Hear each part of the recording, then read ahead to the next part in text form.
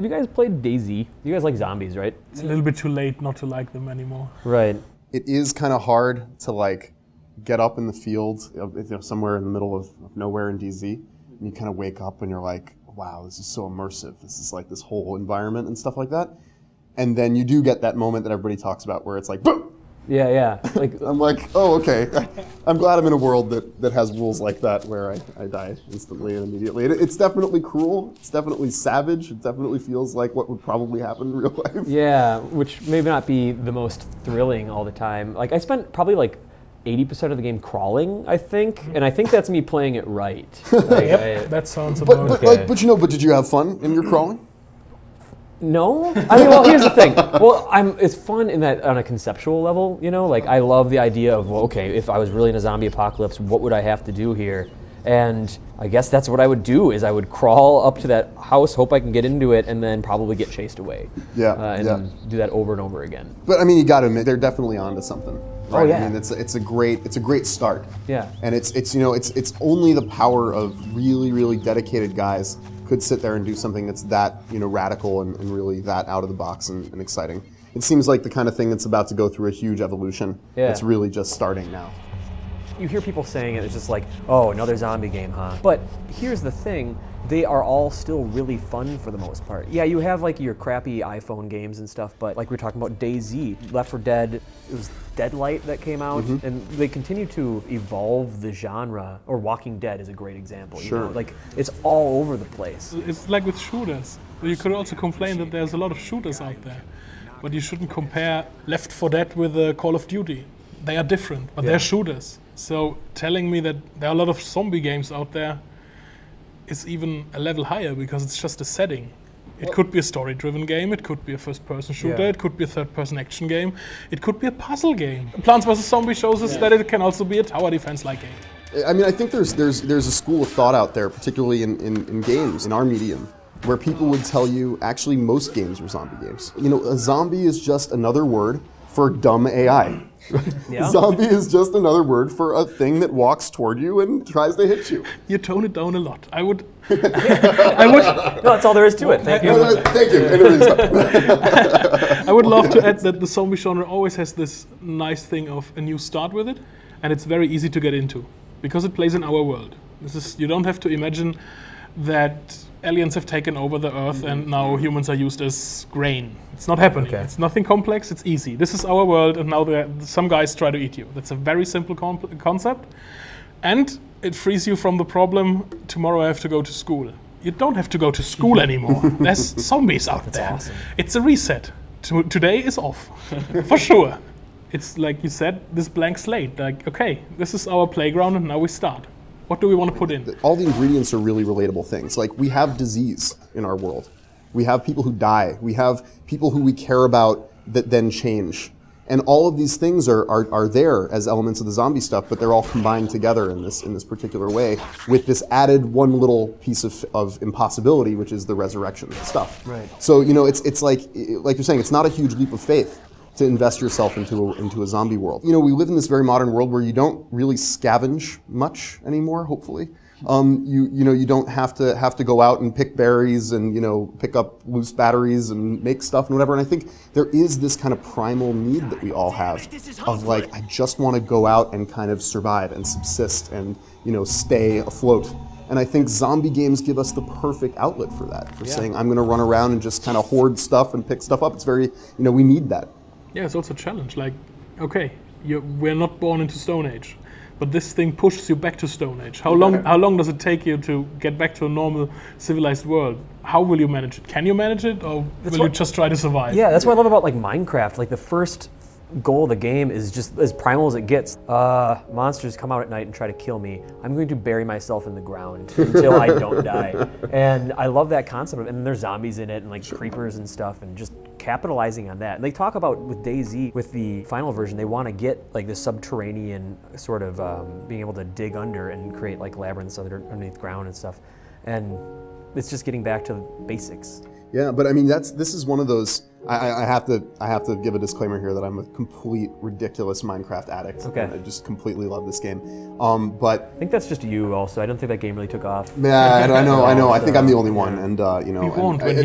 Be warned when he mentions that explicitly. But you know, one of the things that it does keep me coming back for 1,000 hours or however much I've played this game now. It's this idea that it's truly a mechanic that hasn't been seen before. This whole digging, changing the space thing, especially in something that, you know, open world games obviously completely changed the industry. You know, Grand Theft Auto 3 and all these kinds of games, Grand Theft Auto 1, all these games transformed our industry. And we're sitting there going, okay, well, we've been able to create these worlds where we have no agency. We can't do anything in this world. That building on 2nd Avenue is always going to be standing there for all eternity, and there's nothing you can do about it. And I think the seduction of games like Minecraft is sitting there going, oh my God, this world isn't just there forever. I can actually do something. Yeah. And like you said, I can do anything that I want to this world. And I think, like, what is a bigger gamer fantasy than that? I can reshape this world in kind of my image. I can truly play God. So coming back to DayZ, by the way, it seems like this is something that people were wanting for so long. And I can't get over the fact that Arma ended up being the vehicle for it. That brings us back to the other topic, because this is the proof that the zombie games that are coming out are wanted out there. Yes, there might be haters. Yes, there might be people that have had enough of it. But the Arma game is a perfect hardcore example for tactical warfare. It's a survival game that happens to have zombies in it. Now it has zombies in it. Yeah. Because it seems like more interesting have these zombies in them, because they're easier controllable. Because they are the dumb AI. You know how to manage them. There's something else interesting going on there with that game where it's like, it just doesn't end. You know what I mean? It reminds me of like Robert Kirkman in Walking Dead, where he's like, well, I'm just going to make a zombie movie that doesn't end, basically. It just goes on forever, and we'll see where everyone goes. I don't know what's going to happen. And so it's just this sort of permanence. And that's what a zombie apocalypse is permanent. So we made so many games as an industry over the past 35, 40 years. So many titles have come out. And I always kind of feel like they're sort of chipping away a little bit at the kind of perfect game that everybody wants to play. And I think there are only a couple of those perfect games that everybody's really looking for. And one of them is just war. People have been trying now for 30 years. I mean, Battlefield, is pretty close to that sort of PlanetSide, MAG, all of these games. People have been trying this forever.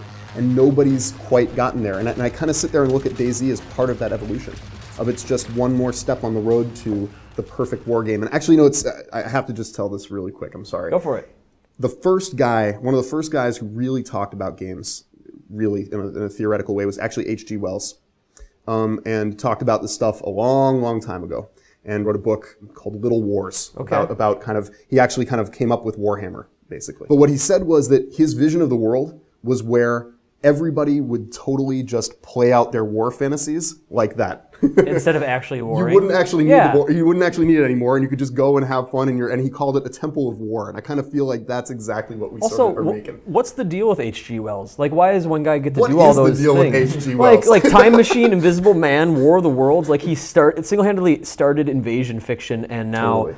And now the zombie stuff wouldn't be where it is if it wasn't for him. Yeah. Because I was actually thinking of War of the Worlds when I was talking about DayZ and digging underneath the ground. There's a part in War of the Worlds where he just meets up with the soldier. He's just like, yeah, we're going to dig underground and we're just going to start a new civilization and take over the tripods and take it all back. But you're right, though, because he touches on a bunch of those themes. I mean, even the stuff about the virus as kind of a cleansing agent. Yeah. Right. I mean, it was a pretty new thing, I think, at the time. And a lot of that stuff was, you know, stuff like zombie fiction couldn't have happened before the age of medicine. It's the same thing, but with just different skin. I mean, you always need something to believe in or to have fears from it. So zombies are just the new demons. That's the origin. Yeah. That's the origin of the zombies. Yeah. I mean, initially it was this voodoo kind of thing. You know, I kind of wonder, how scared are we really of zombies? Are we really scared of zombies? Because it's like, we're scared of them as people who aren't really people. And I think, you know, even, no plug for Dead Island, by the way, but, you know, when you look at a game like Dead Island, where you kind of run around and you smack away at these zombies, and it's kind of, they're there. But I think suddenly when it gets personal, and it's like somebody who you once knew as human, I think suddenly then it's like, okay, that's truly terrifying. I mean, that's the two types of horror that you get from the zombies. It's either just tons of people that are faceless, or, oh, it's my wife. It's also dependent really quite a lot with the time. and what the people actually would have seen already. I think that if you take Zombieland now, which is a funny movie for now, and just take it back in time 50 years ago and just show it to the people, they'll freak out. Oh yeah, I mean, terrifying. Yes. So many of the zombie narratives that come out are about the perversion of technology, or maybe about our, decadence as humans. We indulged ourselves to the point where it's like the 28 Days Later stuff of we allowed ourselves to become enraged all the time, and that's why we were somehow kind of guilty of this affliction. Social commentary was like incidental from the zombie story, Yeah. Like I don't know how much Romero was trying to nail race with Night of the Living Dead and how much he was trying to nail like consumerism with Dawn, but then you get into like Land of the Dead where it's like Dennis Hopper in this giant tower and they're trying to hit you over the head with this like, oh well, we're the elitists and everyone and the zombies represent Common like man, like whatever, the proletariat or whatever, Right. and like you start losing sight of what makes it interesting, which is just a zombie uprising. Well, and it's the details, right? I mean, like that's the thing. If you turn it into this macro story thing about it's this allegory, this cleverly hidden thing about class warfare and whatever, you're sitting there going, that's not what makes zombie movies entertaining. What makes zombie movies entertaining is sitting there seeing somebody break into a storm shelter with a crowbar and go, I need to find the last can of beans on my in my city or whatever. That is the essence of conflict, right? Of dramatic conflict. It doesn't get more desperate than survival. And so I think it's very visceral, it's very sensory. Nobody's sitting there watching zombie movies going, what does this teach me about, and that stuff has to take a backseat. It removes the whole relatability, because what you're actually telling is then the complex thing I mentioned before. It's like, okay, zombies have taken over the world, not a lot of people are left, those are organized. It's much more than this guy tries to eat you, what you want to do. Mm-hmm. We have also built in some of that stuff way in the background, I think, into the Dead Island universe. There's this concept of a resort that's kind of decadent, and it's kind of people who were there maybe packed too much together. We get the sense in the opening that somebody was kind of sinful in some way, was doing bad stuff, and kind of bad things start to happen. And there are tiny little undercurrents of that stuff, I think, if you're looking for it. Even in what we do, even in a game that's very fun and kind of even goofy sometimes. We're totally happy to have fun with it and go over the top, but I think you can't even escape including a little bit of those messages. With Dead Island, I think it's interesting you bring up like the goofiness of it, because there was goofy stuff in the first game, like the drunk girl who only wanted champagne just like constantly, like that was goofy, and like Logan was kind of goofy, and Samby, and like the who do you voodoo bitch song just at the beginning, like it was an interesting tone to set up with. But no matter how many times you'd get like the little goofiness, at the end of the day you walk out of the hut like, oh, that drunk chick was funny. And then it's just quiet, and then there's just, a zombie stands up, and you're like, oh yeah, I'm just alone. It's about the beauty. You show a beautiful scene, then you go around the corner and see the most horrible scene that you have ever seen. And this is the thing that actually shocks you and makes the contrast there.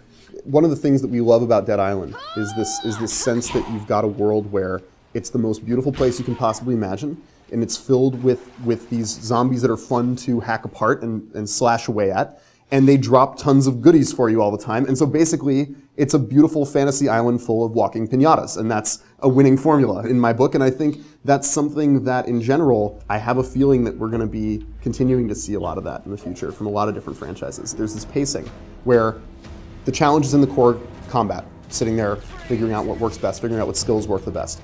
But then you couple that with the relaxation of just this beautiful world to walk through. And then you get these constant great rewards that are offering up new opportunities and new possibilities. It's like you've got all those different levels, the relaxation, the challenge, and kind of the satisfaction at the same time. I mean, you described Skyrim to some extent there too. Absolutely, it's just like absolutely.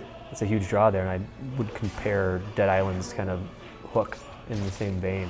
Yeah. Wow. I mean, I think, that's it. Thanks. Yeah, thank you. No, I mean... Yeah, I mean, it's all. You guys made a fun game. Deal with it.